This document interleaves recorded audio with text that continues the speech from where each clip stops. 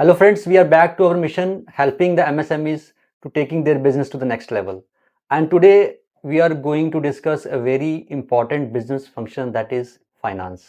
और इस पे बात करने के लिए आज हमारे साथ हैं मिस्टर भवमीत टाइगर टंडोक जो कि पिछले 20 साल से बिजनेस में हैं. He is MBA finance and a certified financial planner. Vamiji, welcome to Medrix new podcast, and this podcast, is for the only finance discussion.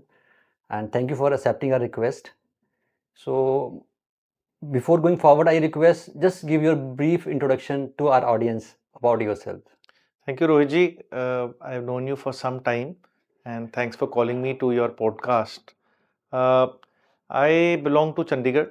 My father is from the Defence Forces, and I've done my education here. उसके बाद में मैं graduation करने के लिए बॉम्बे चला गया था अपनी इकोनॉमिक ऑनर्स, और मैंने 3 साल एक फ्रेंच होटल कंपनी में काम किया, फिर MBA की, फिर सिटी बैंक में नौकरी लग गई मेरी प्राइवेट वेल्थ में. उसके बाद में मैं इंडिया बुल्स चला गया, मैं वाइस प्रेसिडेंट था, और फिर मैंने अपना बिजनेस 16-17 साल पहले शुरू किया है. उसका नाम है tiger wealth private limited, sector 9 Chandigarh में मेरा दफ्तर है, और कोई 200 करोड़ रुपए की हम इन्वेस्टमेंट संभालते हैं. Right sir. तो sir, being means financial advisor, what is your advice for the MSMEs?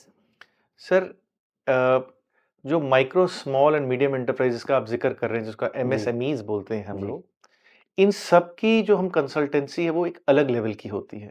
सबकी नीड्स अलग हैं, सबकी ग्रोथ पैटर्न अलग है, सबका स्केल अलग है, सबका जो एंटरप्रेन्योर जो लीडर है उसकी सोच में फर्क है. तो इसका एक जेनेरिक आंसर नहीं हो सकता. हर एक सिस्टम के लिए जो बंदा जो अपनी सोच लगा रहा है उसका एक अलग आंसर होगा. So, क्या लेवल्स हैं सर वो? सर, एक तो गवर्नमेंट की डेफिनेशन है कि आपका इतना टर्नओवर हो, और सरकार के हिसाब से इसको बाइफरकेट किया गया मैन्युफैक्चरिंग और सर्विसेज में. पर मैं एक जनरली बात करता हूँ. मैं इसको रोहित जी आपके क्वेश्चन को इस तरीके से आंसर देना चाहूंगा कि एक बिजनेस आइडिएशन स्टेज पे होता है. Right sir. वो जर्मिनेट करा, एक पौधा हो रहा है, अभी आप पौधा लगाए भी नहीं है, अभी आप उसके बारे में सोच रहे हैं. जैसे एक थॉट आया माइंड में, एक थॉट आया है. आप और start. मैं एक रेस्टोरेंट से एग्जांपल देता हूँ. आप कोई रेस्टोरेंट में गए और फार्मा आपको का लगा, दीजिए. फार्मा का ले लेते हैं. फार्मा की आपने एक एक जैसे फाइजर ने एक कोई चीज, या एलेम्बिक ने कोई एक बड़ी कंपनी ने एक चीज बनाई, और आपको लगता है ये जेनेरिक ड्रग है, ये आप मैन्युफैक्चर कर सकते हैं. जी. तो आपको ये थॉट आया, आपने देखा प्रॉफिट मार्जिन्स ठीक है, इसकी मार्केट बहुत बड़ी है, और आपको लगता है आप करना चाहते हैं. लेकिन आइडिएशन स्टेज में रोहित जी कैच ये होता है कि एग्जीक्यूशन और आइडिएशन में बहुत ज्यादा फर्क होता है. इस दौरान अमूमन बंदा कोई ना कोई नौकरी कर रहा होता है, और एक लेवल ऑफ तनख्वाह पा रहा होता है, उससे उसका घर परिवार लोन और सब कुछ चल रहा होता है. वो इस वक्त सोचा कि मैं क्या कर सकता हूँ, क्या नहीं कर सकता हूँ. ये पहली स्टेज है. दूसरी स्टेज वो आती है, हर बंदा डबलिंग करना चाहता है. अगर आपने मूवी देखी हो rocket Singh salesman of the year, उसमें रणबीर कपूर ने दिखाया है कि वो सुबह तो अपनी कंप्यूटर की नौकरी करता है, और रात को शाम को जाके वो कंप्यूटर बेचता है. एक स्टेज वो आती है कि वो दोनों पाँव, अपना पाँव जो है वो दोनों जगह रखता है. लेकिन ये ठीक नहीं है. मेरी सलाह ये है कि उसकी जगह आप 2 से 3 साल और नौकरी कर लें. आप अपने पास एक रिजर्व बैलेंस क्रिएट कर लें, ताकि आप एक जगह कंसंट्रेट कर पाएं. नहीं तो आप दोनों जगह जब करते हैं, जैसे कहते हैं ना, दोनों किश्ती में आप खड़े होते हैं तो दोनों में ही डूब जाते हैं. अब अगर आपका वो बैकअप क्रिएट हो गया, और देखिए सर रोहित सर, बैकअप की कोई डेफिनेशन नहीं है, पर मैं ये मानता हूं अगर आपके 6 महीने, प्रेफरेबली 1 साल का आपके पास राशन पानी पड़ा है, जैसे कि अगर आप 1 लाख रुपए कमाते हैं, तो आप ये मान के चलिए आपके पास बैंक अकाउंट में 12 लाख या 15 लाख पड़े हैं, तो आप इसकी तरफ छलांग मार सकते हैं, कूदी मार सकते हैं अपना बिजनेस करने के लिए. अब जब आप अपना बिजनेस करना चाहते हैं, सबसे इंपॉर्टेंट बात, डे 1 से डिसाइड करिए कि किस स्केल पे लेके जाना चाहते हैं. स्केल बड़ा इंपॉर्टेंट है. दूसरी चीज, अगर आपको स्केल नहीं भी पता है, आप जब स्टार्ट करेंगे तो आपको धीरे धीरे समझ आ जाते हैं कि किस स्केल पे लेकर जाना चाहते हैं. रोहित जी, होता क्या है, हमारे देश में और दुनिया भर में बिजनेसेस की ग्रोथ 2 लेवल से डिफाइन होती है. एक होता है ग्रोथ बिजनेस, एक होता है लाइफस्टाइल बिजनेस. लाइफस्टाइल बिजनेस ऐसा होता है कि किसी की 17 सेक्टर में दुकान है, और वो महीने का एक एक्स अमाउंट कमाता है. वो मर्सिडीज, BMW, ऑडी सब लेके बैठा है. वो कहता है जी मैं एक एक्स अमाउंट कमा रहा, मेरी लाइफस्टाइल ग्रेड 1 की, मैं अच्छे रेस्टोरेंट खाता हूँ, साल में एक US की महंगी वेकेशन करके आता हूँ. ये लाइफस्टाइल बिजनेस है. ग्रोथ बिजनेस में वो मर्सिडीज, BMW नहीं लेगा. वो शायद एक कार ले, होंडा सिटी टाइप, 10 से 15 लाख की गाड़ी लेगा, और वो पैसा अपने धंधे में री इन्वेस्ट करेगा, और वो लॉन्ग टर्म के लिए वेट करेगा, ताकि वो और बड़ा होके उसको वो ग्रोथ दे. तो ये दोनों के अंदर फर्क है. लेकिन ये जिगरा और ये हिम्मत होनी कि मैं अपने बिजनेस में डालूं, ये कम लोगों में होती है। इसलिए 90% बिजनेसेस एक लेवल के बाद लाइफस्टाइल बिजनेस होके रह जाते हैं, वो ग्रोथ बिजनेस नहीं होता। ग्रोथ का मतलब रिस्क है। राइट। लोगों का जब एक पर्टिकुलर अमाउंट आना शुरू हो जाता है, वो उसी में खुश होना शुरू हो जाते हैं। यहीं से सर क्वेश्चन मेरे माइंड में आ रहा है कि is there any specific bar set कि हमें सैलरी पार्ट में कितना इन्वेस्ट करना है, हमें मार्केटिंग सेल्स में कितना इन्वेस्ट करना है, हमें अपनी इन्वेंट्री के लिए कितना इन्वेस्ट करना है? Is there any bar set for that? Rohit ji, जब बंदा धंधा शुरू करता है ना, ये डेफिनेशंस ब्लर्ड होती हैं। ऐसी राइट। कोई डेफिनेशन नहीं होती है, क्योंकि से आप सर्वाइवल की तरफ जा रहे होते हो। आपका सबसे पहला गोल होता है, जो मैंने 1 लाख का एग्जांपल दिया, कि आप 1 लाख बनाना शुरू कर लो। राइट। उसमें तब ऐसा कोई गोल ही नहीं होता। सोल प्रोप्राइटर इंसान होता है, उसके बैंक में और कंपनी में फ़र्क नहीं होता। वही आप कभी घर के खर्चे में दे रहे हो, कभी आप अपने में निकाल रहे हो। ये एक लेवल आने में टाइम लगता है। वो किसी के लिए 1 लाख है, किसी के 2 लाख है। लेकिन जब आप अपनी तनख्वाह के लेवल पे पहुँच जाते हो, फिर आप इन चीज़ों की बात कर सकते हो। अदरवाइज़ ये बात बेईमानी है, और आपकी 6 महीने की कंसिस्टेंसी होनी चाहिए। ये नहीं कि आपको 1 महीना 2 लाख आए और 3 महीने कुछ आया ही नहीं। जब आपको लगी हाँ 1 लाख आना शुरू हो गए, मेरी जितनी तनख्वाह थी उतनी मैंने कमानी शुरू कर दी है, अब आप लोग हायर करेंगे, क्योंकि जो एक्स्ट्रा इंक्रीमेंटल इनकम आ रही है, वो इन चीज़ों में जा सकती है। रही बात, आपने कहा मार्केटिंग में कितना देना है, ये कितना देना है, ये आपके धंधे पे ये धंधे से रिलेटेड चीज़ है। ओके। कई जगह पे आपको सेल्स मायना होगी, कहीं मार्केटिंग हो, कहीं आपको ये चीज़ों की ज़रूरत ही नहीं होगी। But sir our initiative is just to educate the people to start their startups. जो जी। रुके हैं, जो डिसीजन नहीं ले पा रहे हैं, उनको एजुकेट करना। सो सर, जिनको ये लगता है ना कि हम अभी नौकरी कर रहे हैं और हम धंधा भी कर लेंगे, वो 60 की उम्र तक यही सोचते रहेंगे। राइट। हर एक इंसान जो पैदा होता है बच्चे की लेवल से लेकर ऊपर तक, वो ज़िंदगी में अपने डिसीजन लेना चाहता है। राइट। और सर रोहित जी, ये कहीं नहीं लिखा कि आपके अकाउंट में 10 करोड़ हो गए तो आप धंधा कर लोगे। जिन लोगों ने धंधे आज बड़े बनाए हैं, उनके बैंक अकाउंट में शायद उतना पैसा भी नहीं था कि कल का खाना आएगा कि नहीं आएगा। मैं सबसे बड़े एंटरप्रेन्योर इंडिया ने जो पैदा किए हैं, रीसेंट टाइम की बात कर रहा हूँ, मैं बारी-बारी वर्ड बोल रहा हूँ, रीसेंट टाइम में, जिन्होंने 60-70s में तहलका मचाया था, उनका नाम है श्री धीरूभाई अंबानी। राइट। वो पेट्रोल बिल्कुल। पंप में एक पंप अटेंडेंट थे, और उन्होंने हिम्मत की कि मैं इंडिया आके, जब इंडिया बिल्कुल क्लोज्ड इकोनॉमी था, कि मैं धंधा करूं, और उन्होंने धंधा नहीं किया साहब, एशिया का सबसे बड़ी कंपनी बना डाली। तो इट तो इज सर ये एक इट इज जवाब आई कैन देना। से just mindset to take the risk, but not the risk calculative risk. इसको आप ऐसे डिफाइन करेंगे? यस, और मैं इसमें मिल्खा सिंह की भी बात जोड़ना चाहता हूँ। मिल्खा सिंह से एक बार पूछा गया कि आप बहुत गरीब परिवार से थे, तो आपने वर्ल्ड रिकॉर्ड तोड़ा, एशियन रिकॉर्ड तोड़ा, और आपको 4th पोजीशन ओलंपिक्स में। अगर आप रिच परिवार से होते तो आप कहाँ पहुंच जाते? क्योंकि अगर जो कहता, अगर मैं अमीर परिवार से होता तो मैं शायद भाग ही नहीं पाता। राइट। बिल गेट्स, आप पढ़िए वो कितने अमीर फैमिली से आता था। राइट। दुनिया का सबसे डेंजरस कॉम्बिनेशन, पैसा और आइडिया। आप आज की डेट में हार्वर्ड बच्चा भेजने के लिए सोच सकते हो, वो हार्वर्ड छोड़ गया। उसके फादर बहुत ही बड़े वकील थे अपने शहर के, और इंटेलिजेंट वो सुपर था। Super rich, super intelligent Bill Gates, super rich, super intelligent Elon Musk. Now ये रेयर कॉम्बिनेशंस हैं। राइट। लोगों के पास अमूमन पैसा होता है तो आइडिया करने की हिम्मत नहीं होती, जिनके पास आइडिया होता है उनके पास पैसे नहीं होते। दिल इसमें नियत का है। ये सवाल नियत का है रोहित जी, ये पैसे होने और ना होने से नहीं। नियत और आपकी भूख ये डिफाइन करेगी कि आप कितना पैसा कमा सकते हैं। पैसा एक मैं जरिया बोल रहा हूं, मायना बोल रहा हूं। पैसा कमाना ही नहीं होता। एक लेवल के बाद सर पैसा आपको कोई एक्स्ट्रा खाना नहीं खिलाएगा। बिल्कुल सर। आप वही 2 रोटी खाएंगे जो धीरूभाई अंबानी, जो मुकेश अंबानी जी रोटी खाते हैं, वही हम खाते हैं। वो आईटीसी का आटा खाते हैं, हम भी वही आईटीसी का आटा खाते हैं। टाइगर जी, आपसे बात करके ज़्यादा एनर्जी फील हो रही है and really I am enjoying this session. So my next question is कि एक investor, I can't say investor, एक फाउंडर जिसने कंपनी को स्टार्ट किया, उसको कितनी सैलरी विड्रॉ करनी चाहिए आफ्टर ए सर्टेनिटी ऑफ 2 और 3 इयर्स? रोहित जी, आंसर इसका बहुत सिंपल है। 2 या 3 साल में एक मैं अंदाजा लेके चलता हूं कि आप 10 एम्प्लॉय तक खड़े होंगे। जी 10 बिल्कुल से बिल्कुल। ज्यादा भी हो सकते हैं, पर 10 एम्प्लॉय होना चाहिए। आप सबसे पहले क्या देंगे? सबसे पहले आप रेंट, सारे खर्चे देंगे, क्योंकि अभी वो स्टेज नहीं है कि आप पहले तनख्वाह निकालेंगे और अपनी टीम को देंगे। राइट। आप पहले ये सारी तनख्वाहें निकालेंगे, सारे खर्चे, रेंट, टेलीफोन, सब कुछ एक्सपेंस पे ऑफ करेंगे। जब ये हो जाएगा, तो आप अपने आप को एक तनख्वाह देंगे। मेरी सलाह इसमें ये, जो आपने लास्ट डाउन सैलरी ली है वो 1 से 2 साल आप वैसे ही चलाएं। हाँ, अगर आपको कंपनी में 10% की ग्रोथ लगती थी, बेसिकली वो इन्फ्लेशन है, उतना लीजिए। जितना एक्स्ट्रा पैसा बचता है वो अपनी आप कंपनी की ग्रोथ में डालें।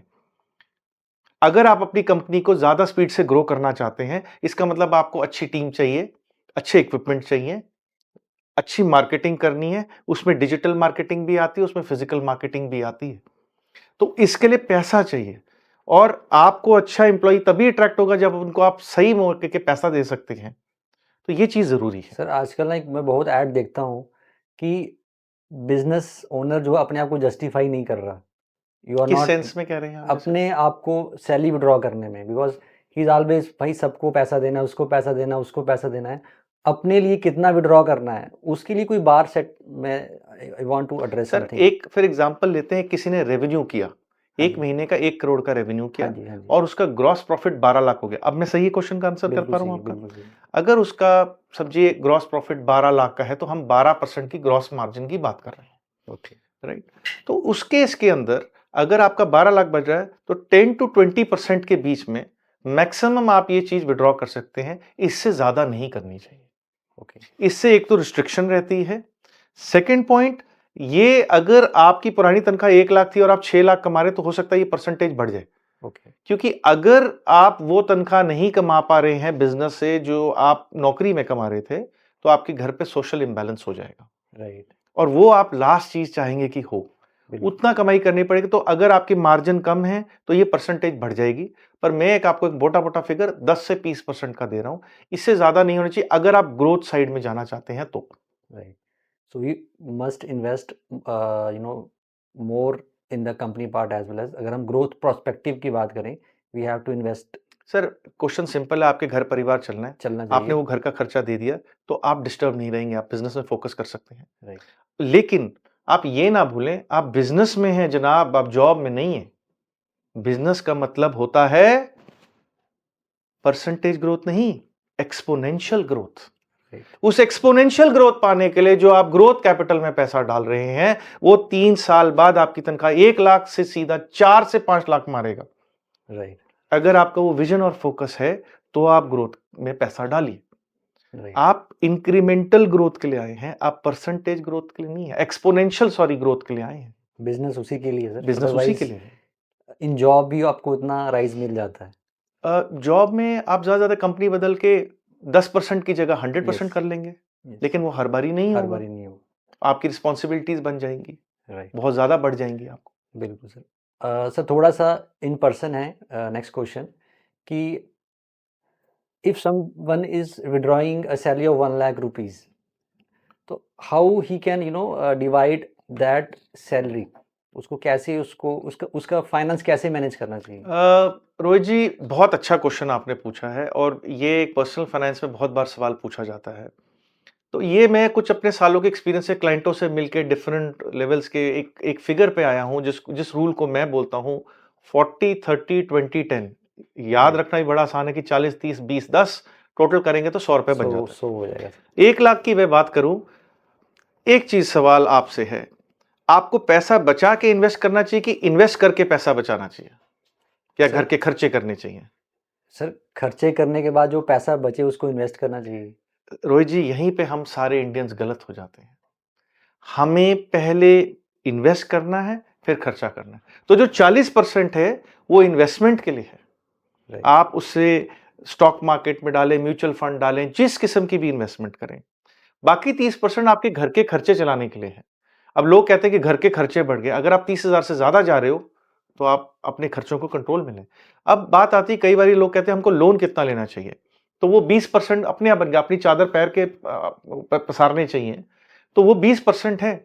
अब एक चीज का ध्यान रखें रोहित जी, अगर आपका लोन नहीं चल रहा है, राइट, तो ये घर के खर्चे में 30 से 50 नहीं होगा, ये 20 इन्वेस्टमेंट में जाएगा, क्योंकि आपने होम लोन लिया था, वो भी तो एक एसेट बनता, ये उधर जाएगा। अब इनको अगर आप जोड़ ले तो 90 बनता, 40, 30 और 20। अब मात्र आपके रह गए 10%।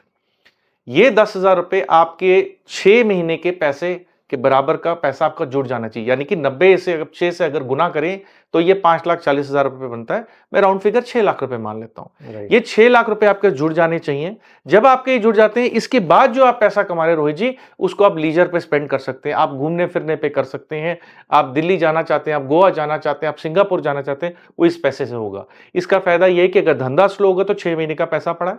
बिल्कुल। आपके कोई, ये तो पर्सनल फाइनेंस में जॉब वाले के लिए भी एप्लीकेबल है। कोरोना आ गया, तनख्वाह कम होगी, जॉब चली गई, 6 महीने में अमूमन जॉब लग जाती है रोहित जी, 6 महीने में सैलरी वापस आ जाती है। तो वो 6 महीने आपका ये घर परिवार चलेगा, आपकी किस्त नहीं टूटने देगा, आपको इन्वेस्टमेंट करने देगा। लोग कहते हैं मार्केट नीचे हुई तब पैसा डालना चाहिए, और बंदा कहे यार मेरे तो लोन देने के लाले पड़े हुए हैं। तो इन्वेस्टमेंट सबसे पहली चीज होती है, जिसके इंग्लिश में बोलते हैं हम लो हैंगिंग फ्रूट। राइट। तो वो चीज चलती रहनी चाहिए। उसके बाद में जो आपका पैसा बचे आप लीजर पे करिए, और ध्यान रखें आपकी जब इनकम बढ़ती है तो ये गोल रिवाइज हो जाएगा। अगर आप कल 2 लाख रुपए कमा रहे हैं तो ये चीज बढ़ती जाएगी। So it is the percentage 40%, 30%, 20% and 10%। 10%। Right. Bhoomi ji, अब एक कभी कभार एक ऐसी स्टेज आती है किसी बिजनेस में जब वो डीग्रो करना शुरू कर जाता है। मैं एग्जांपल दूंगा कोरोना की। कोरोना में काफ़ी बिजनेसेस डाउन आना शुरू हो गए, तो उस केस में आपका क्या एडवाइस है? रोहित जी बहुत पर्टिनेंट सवाल है। हमने सारे सवाल ये कि बिजनेस चलना शुरू हो जाए। बिजनेस लॉस में भी जाता है। पंजाबी में एक बड़ी फेमस कहावत है, हट्टी चट्टी खट्टी। हाँ जी। पहले साल आपको लॉस होगा, दूसरे साल बराबर होगा, तीसरे साल आप कमाना शुरू करेंगे। बिल्कुल सर। क्या आप में वो हिम्मत है 3 साल जाने के लिए? अब आपने जो एक बात बोली, इसको अगर मैं थोड़ा डेप्थ में जाऊं, तो एक होता है सिस्टमैटिक रिस्क, एक होता है अनसिस्टमैटिक रिस्क। सिस्टमैटिक रिस्क तो आप ये कहते हैं ना कि मैं ये प्रोडक्ट में आया हूं, कितने टाइम चलेगा, कितने टाइम नहीं चलेगा। अनसिस्टमैटिक रिस्क है आपका कोरोना या ऐसी कोई भी सिचुएशन, आपका कंपटीटर आ गया, आप बहुत अच्छा कर रहे हैं, शॉप क्लोज करें, अमेजोन आ गया, फ्लिपकार्ट को वॉलमार्ट ने खरीद लिया, पूरा का पूरा सिनेरियो ही बदल गया। राइट।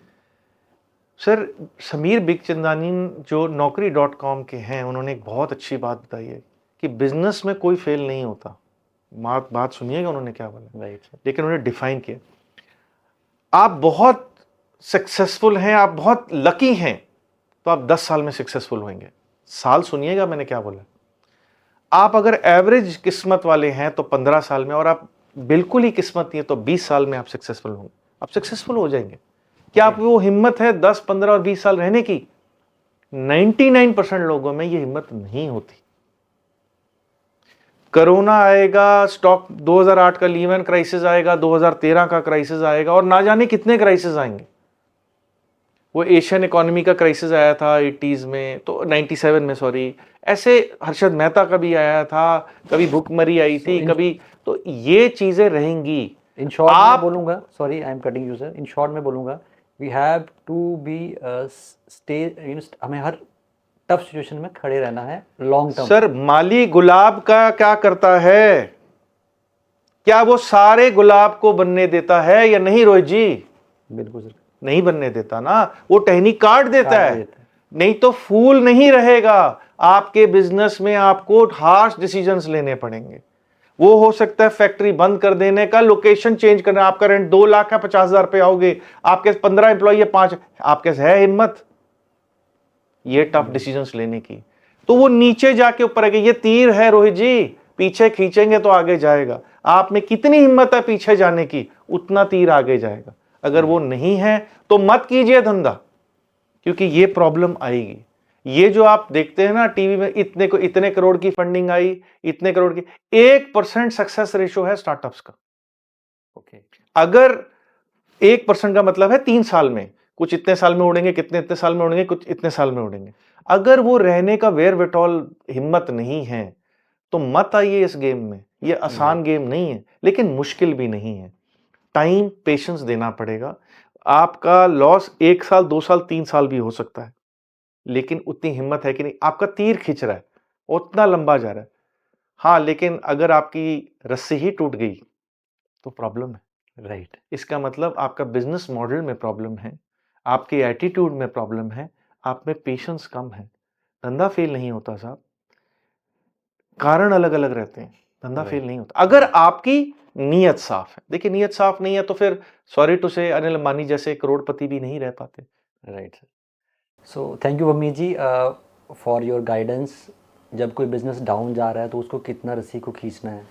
मैं रोहित जी आपको बहुत शुक्रगुजार हूँ, लेकिन एक चीज़ इसमें और बोलना चाहूँगा। जी जब धंधा छोटा होता है ना, तो हम एडवाइस कम लेते हैं। राइट आपको एक इंटरेस्टिंग चीज़ बताता हूँ, सॉरी एंड में बोल रहा हूँ, जी कि बड़ी कंपनियों में बोर्ड ऑफ डायरेक्टर्स होते हैं। उनका काम होता है कंपनी के चलाने वाले लोगों पे कंट्रोल रखना, एडवाइस देना। हम लोग नहीं करते हैं।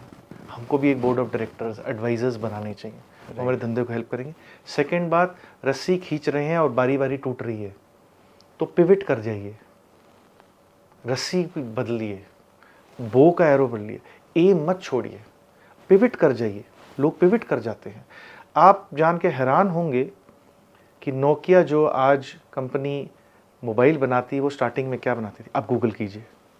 ऐसी ढेरों कंपनियां मैं बता सकता हूँ। सैमसंग क्या करता था, लकी गोल्ड स्टार जिसको आप एलजी बोलते हैं क्या करता था, वो कोसों दूर है जिन्होंने उनसे बिजनेस स्टार्ट किया, लेकिन वो लगे रहे, वो पिवट करते गए, पिवट करते गए, और नोकिया ने जहां पिवट करना छोड़ा वही वो क्रैश। कंपनी खत्म हो गई। तो इस बात से मैं आपको एक एंड करना चाहूँगा। शुक्रिया मुझे बुलाने के लिए, और इतने खूबसूरत सवाल आपने पूछे, बड़ा अच्छा आपने मुझे एक सिनेरियो दिया, बात रखने का मौका दिया, मैं इसके लिए शुक्रगुजार हूँ। Thank you so much, sir, for your guidance, even for personal finance. जो आपने गाइड किया 40-30-20 रेशो। अगर हमारी ऑडियंस के कुछ और सवाल हैं sir, how they can reach you? Rohit ji, मेरा अपना एक डिजिटल प्लेटफॉर्म में एक अपना एड्रेस है, वेल्थ विद टाइगर। इस पे वो ज़रूर करें, WEALTH सिंपल सा है। इस पे मुझे अप्रोच कर सकते हैं, वो आपके माध्यम या मेरे पास डायरेक्टली आ सकते हैं, और मैं पूरी कोशिश करूंगा कि मैं उनको इन चीज़ों का जवाब दे सकूं to their satisfaction. So thank you so much for being a wonderful audience. I hope आज का पॉडकास्ट आपको काफ़ी अच्छा लगा होगा। So don't forget to subscribe, like and comment, and we continue our efforts, जिसमें हम आपके बिजनेस को नेक्स्ट लेवल पे लेके जाएंगे। My name is Rohit Sharma and I am the founder of matrix labs private limited. Thank you so much.